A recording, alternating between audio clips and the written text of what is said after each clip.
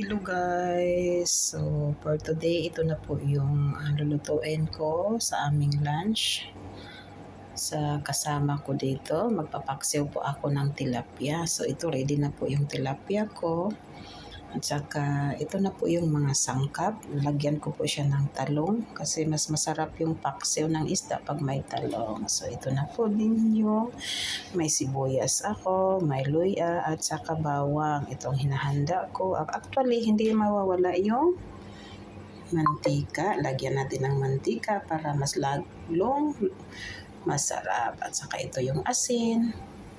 At saka ito yung vinegar. Yan. At saka lagyan ko po siya ng soy sauce na pampalasa. So, ito na po siya guys.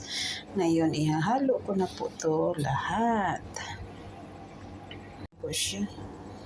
Sasalang na po natin to hanggang maluto mga kamitas. Ito na po siya. Ito po guys, ang lulutuin ko for today ay crabs. Okay, so ito na po siya. Yan, naka-ready na po yan. Ang mga sangkap. Meron na po tayo. Yan, paminta po yan. Actually, hindi natin makakalimutan yung asin.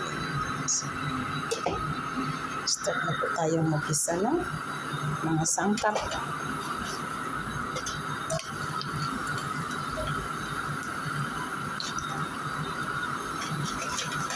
So guys, ito na po yung paksiw na tilapia na may talong at may sili at may kamatis pa sa ibabaw para dagdag ng pangpalasa. So ito na po, ready to eat na po kami.